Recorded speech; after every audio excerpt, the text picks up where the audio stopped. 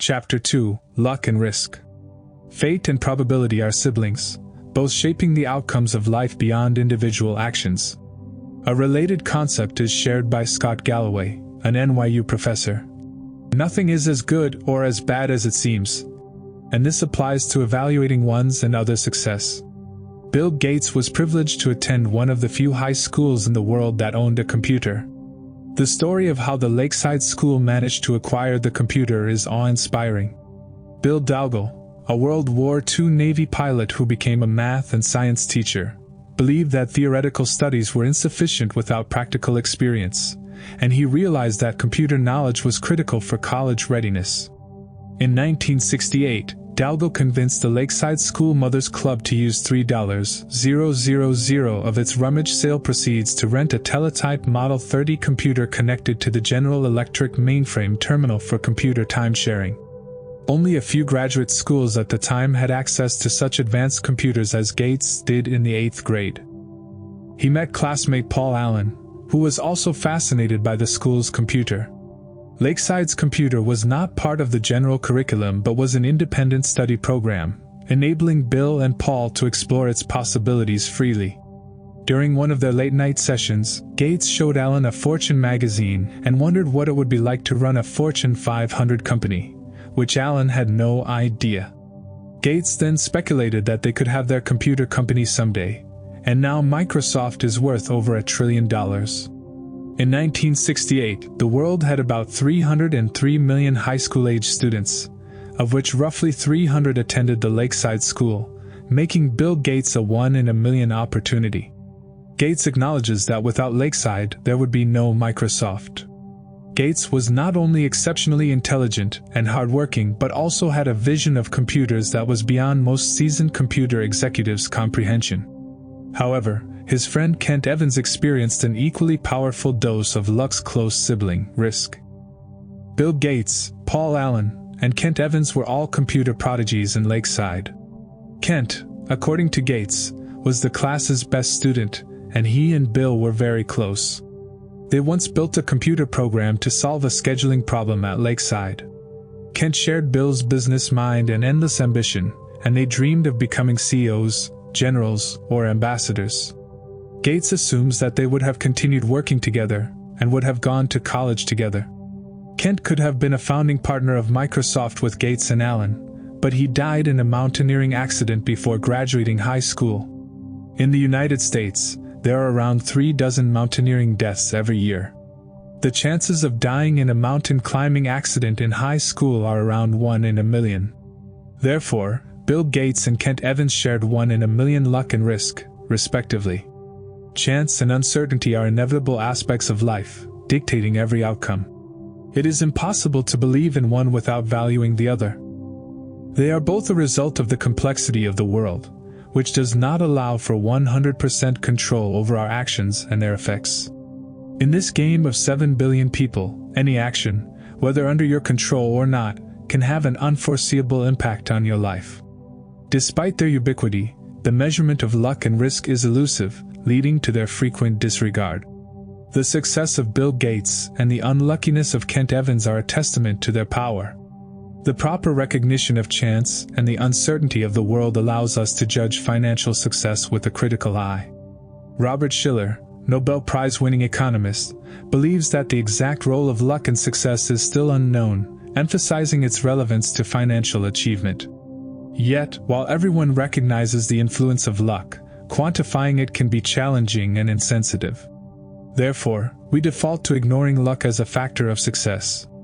For instance, if asked, most people would agree that 10 of the world's billion investors have become billionaires through luck. Still, when asked to name those investors, they hesitate, as attributing success to chance can come across as petty or jealous. Similarly, accepting that our success is the result of chance can be discouraging. Bhaskar Mazumdar has shown that incomes among brothers are more correlated than height or weight, indicating that socioeconomic status and education quality impact opportunities significantly. However, find 2 wealthy brothers who attribute their riches to skill rather than family, and you'll prove the point that our understanding of luck is limited. Failure is equally ambiguous, and its root causes difficult to determine. Did a failed business not work hard enough, or were investments made poorly? We don't know. Every endeavor has less than a 100% chance of success, and risk is the consequence of being on the wrong side of that equation.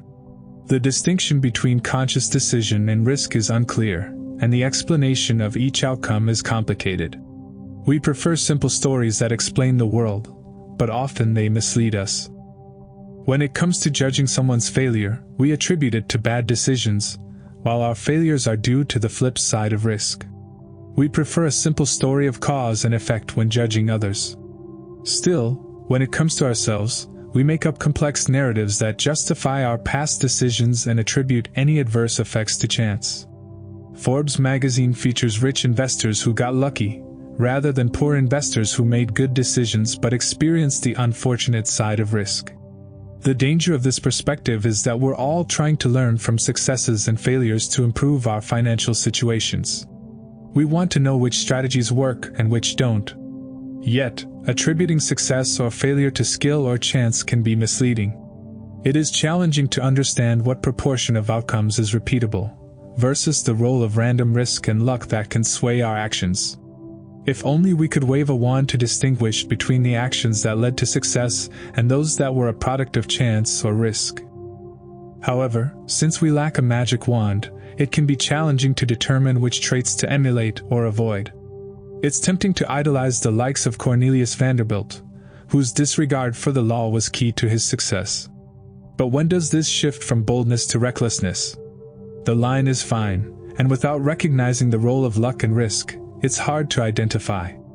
For instance, Benjamin Graham, regarded as one of the greatest investors of all time, achieved a significant portion of his success by owning a large chunk of Geico stock, which broke almost all diversification rules. Graham himself admitted that luck played a significant role in his success. Mark Zuckerberg's decision to reject Yahoo's $1 billion offer for his company is also praised as visionary. But would the narrative have been different if Yahoo had accepted Microsoft's big buyout offer? There are countless examples of how risk and luck shape outcomes. Some fortunes and failures owe their outcome to leverage, while the best and worst managers push their employees to the limit. Both.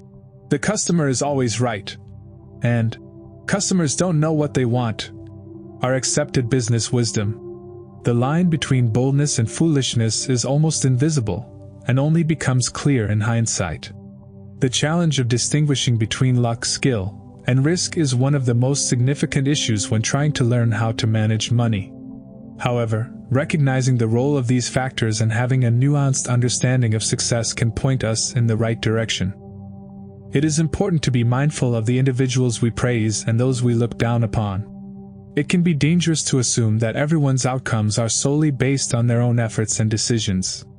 When my child was born, I wrote a letter to him discussing how success and poverty are not always a result of hard work or laziness. It is essential to keep this in mind when judging others and ourselves. Instead of focusing on extreme individuals and cases, we should study broad patterns of success and failure.